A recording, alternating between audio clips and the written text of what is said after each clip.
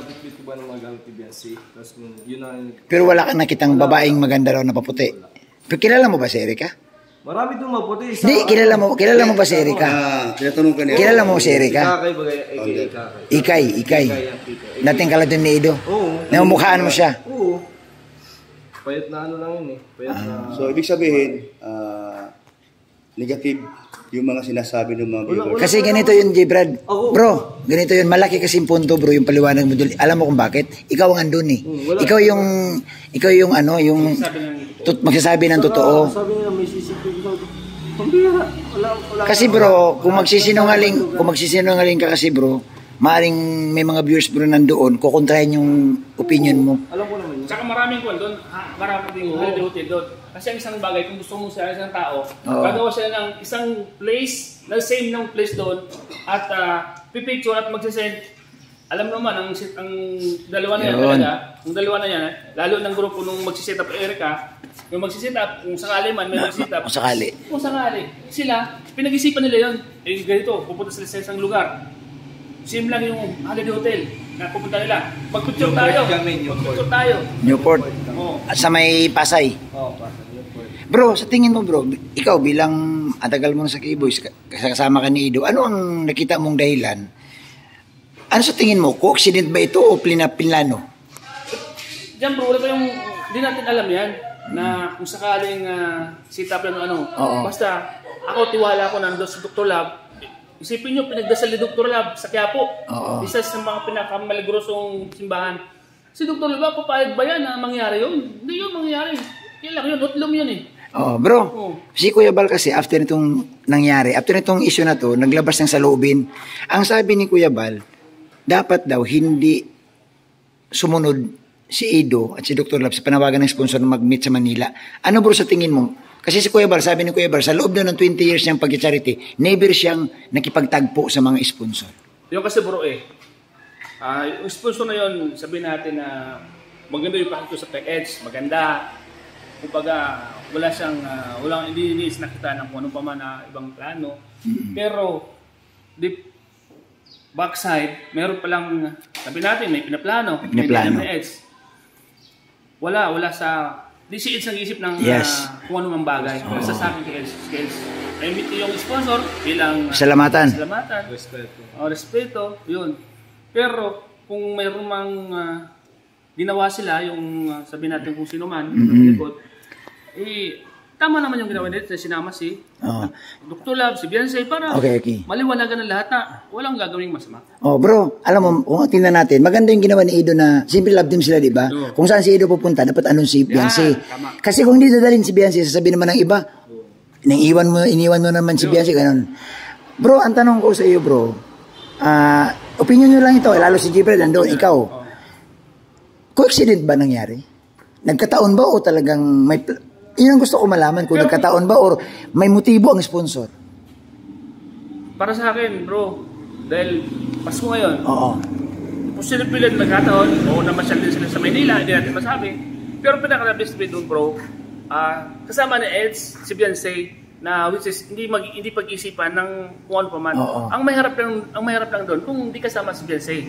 Na mag-isa si Eds. Yun. Doon. Medyo mag-isip ng medyo hindi maganda. Pero para sa akin walang. Kaya nga bro sabi ko nga bro, maganda rin naman nakasama si Biancy. Kasi kung nangyari yun bro na wala si Biancy at andoon si Erica. Nako bro. Gulo di patani yun bro. Yun talaga. Kahit ako magdadoubt ako doon. Kahit naman sino. Pero dahil kasama si Biancy at si Dr. Lab, kailan ko yun eh. Hindi yung papayag bro. Hindi yung papayag si Dr. Lab na mangyari yun. So, ibig sabihin, wala talaga si Erica. Wala. Kasi kung tatanungin niyo po sa opinion ko, kung set up or kasi hindi ko rin expected na yung kumalat na nandun daw. Pero wala kami pang kasamang babae, si Biancy, saka yung sponsor lang ni Kuya Eds. Yun lang, yung kasama lang yung babae. Si Biancy nasa 801 room. 116 room namin nila Dr. Rab. Tapos 110 yung room ng yung sponsor ni Kuya. Yun lang, 3 room. Solo si Biancy, 5, tapos... Bro, may pagkakataon daw bro na nakita doon si Ido sa room ng sponsor na wala si Biancy. Hindi naman po, baka hindi naman yung mangyayari sa opinion ko. Hindi, yun ang pinaglalaban ng mga viewers ng EDC na bakit naabutan ni Dr. Lab doon sa loob Ay, ng sponsor, yung live. si Ido. Yung live. Oo. Lahat kami nandun po. Kung mapapanood nyo So, po mas maayos, paliwanag mo bro, para ano. Hindi ko Paliwanag mo lang. din. Oo. Papaliwanag kasi nandun kami lahat. Si Biancy, ako, Blackjack, Romel, Kuya Edu, yung sponsor. Si Dr. Lab nagparking sa second basement nung sasakyan. Tapos, lahat kami nandun kasi nga, hindi pa kami nag-uusap-usap pa eh. Si Kuya Edu, si Biancy, nagkukulitan pa sa loob bago dumating si Dr. Lab. Kumbaga nagkukwentuhan pa sa mga ginawa namin bago kami pumunta sa kanya-kanyang room. Nung pumasok si Dr. Lab naka-live, tinanong ni Dr. Lab kung saan ang room, kung meron ba. Sabi niya, meron daw, sabi ng sponsor. Which is 2 room. Yung pag 2 room, sabi ni Dr. Lab, doon daw siya magla-live, matutulog na diretso. Kaya sinamahan na ng sponsor. Tapos sabi ni Kuya Edu, sama na si Romel saka si Blackjack. Dala yung gamit ni Dr. Lab. Kaya ako, dala ko yung gamit ni Kuya Eds, ni Biancy. Lahat yung kasi babae si Biancy. Kailangan talaga ni Biancy na madaming gamit kasi babae. Yan doon yung lahat ng kailangan niya. Mabigat yun. Ako nagdadala ng ibang gamit. po. Pati po yung kay Kuya Ed. Yung time na yun, nandun. Sabi niya sa akin ni Kuya Edu, bro, mauna ka na kasi kausapin ko yung sponsor. Sige Kuya, paano yung gamit mo Kuya? Sama ko na. Sama ko na. Yung bag ni Biancy, ang bag ni Biancy, 3 yun. 2 maliit, saka saka isang malaking punong-punong bag ng mabigat. Tapos malita kay Kuya Edu. Bag ko rin. Doon ko na. Pagbaba ko, kinuha ko yung keycard. Kasi hindi yung susian eh. Ibang hotel yun ay. Hindi ka makakalis doon. Card. Card talaga siya. Ilang beses kami nung hindi gumagana yung card namin. Pumunta ako doon sa sponsor, sabi ko. Ma'am, yung po ni Blancy, yung kwarto ko at ko na po yung magamit. Tapos yung nagtanong na si Kuya Dr. Lab, nasaan si J. Brad? Yun, andun kasama ni Biancy. Yun po yung time na Na napaghinalaan ka na kayo magkasama sa loob ng kwarto ni Biancy. Nandun ka sa harapan ng sponsor.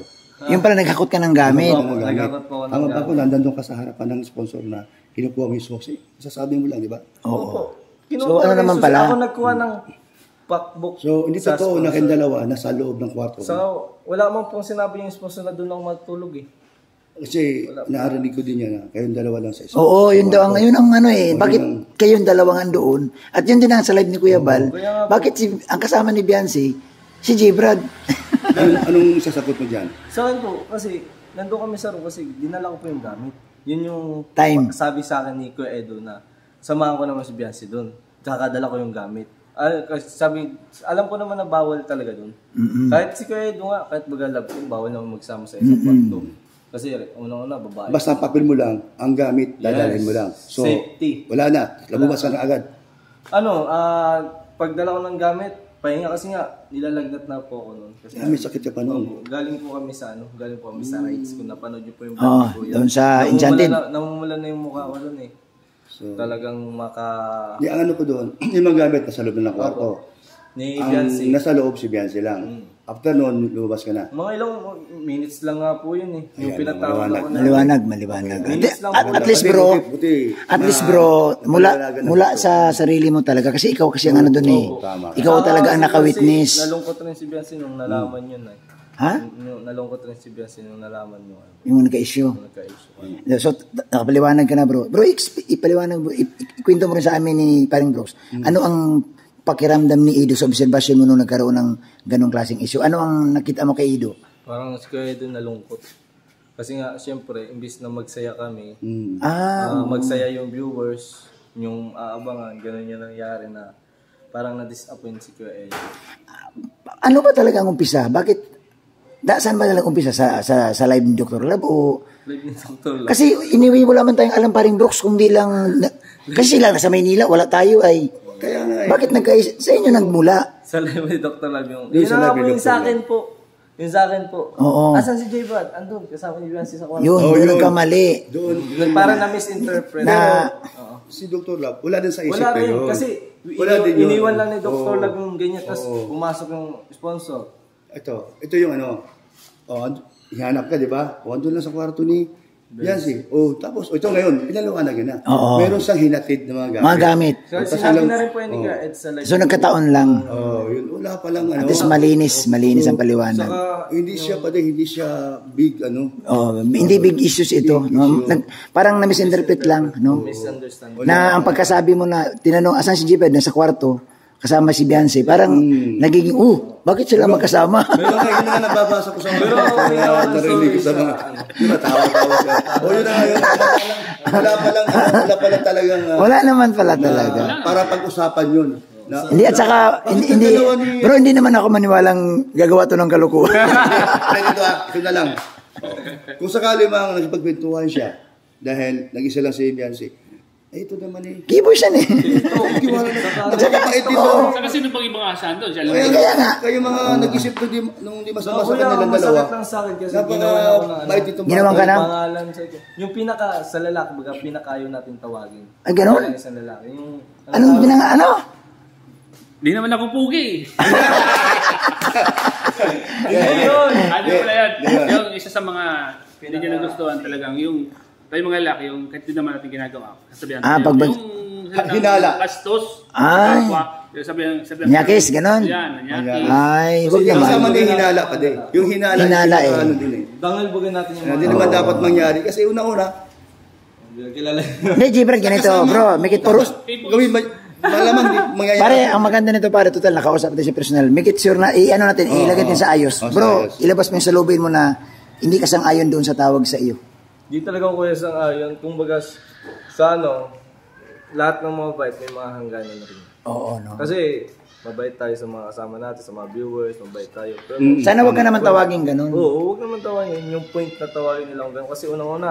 Ba't may tumawag ba sa'yo, bro? Meron, sabi po sa akin ni Dr. Love. Nakita niyo, ano nga po ni Dr. Love. Yung comment? Hindi, post po yata yung comment. Post yata po. Parang sumubra naman yata sa pag-comment doon na tawagin kang manyakis. Okay, Hindi naman ganun. din, nangyari na yun. Ito, linis yung pangalan mo. Oo. Ito na ngayon. Nagkataon mo to, bro.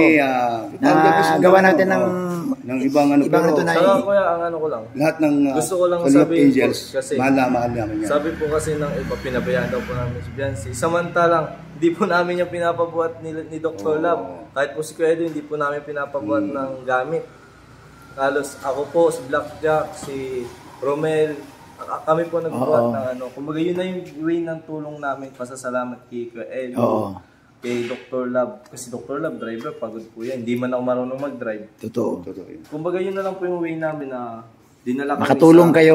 Makaganti kayo ng ano namin, ambag namin. ambag. Opo, yun na ang way namin. Magtulong sa pagbubuhat. So, kasi bro, wala na yan sa amin eh. Message mo bro sa mga viewers na na-misinterpret yung nangyari sa'yo. Ikaw na bro, makiusap. Pagkakataon mo na to. So ayun po, yan, sana minsan gamitin po natin yung ano natin, common sense. Huwag po tayo basta-basta magpapanik. Marunong po tayo magtanong sa mga nakatakan. Tulad kay Dr. Love po, magtanong po tayo kung ano talaga yung totoo nangyari. Kasi nabigla rin po ako noon. Tapos inutusan pa ng viewers yung mga magulang ni Biancy pa uwi ng dait na si Biancy. Ganon? Opo, sabi. Anong urada? Opo. Siyempre kayo po mga magulang, siyempre kakabahan na rin kayo. Kasi kung ano nung sinabi na hindi natin alam. Tapos tumawag po. Nalungkot rin doon si Biancy kasi di pa tapos yung ano namin eh. Yung adventure namin doon sa Manila. Sabi sa akin ni Biancy. Sabi ko parang malungkot talaga siya sa expression niya kasi si Biancy bawal talaga baga i-vlog yan. Okay. Oo. Malungkot po talaga yung expression niya. Saan nagsimula yung init na pinag-usapan na nadamay sa sinabi ni Doc sa mga viewers ba? Oo, sa live. Sa live yung sa mga comment ng live ni Doc. Kasi parin Brooks, nanawaan ko din kasi yung ibang viewers kasi parang ayaw din nilang may ibang kasama si Biancy sa loob. Yun nga ang tama nga ito, na ang paghatid ng gamit sa loob ng kwarto at ang pagkasabi ni Dr. Love nandoon sa magkasama si Biancy at si Jeeped kasi nga may dalang gamit. Kasi nagkaroon talaga ng masamang ngayon na pag-usapan ito. So sa upload natin yung dalawa, andyan na sila ngayon na maunawaan nila. Unawaan nila ang lahat.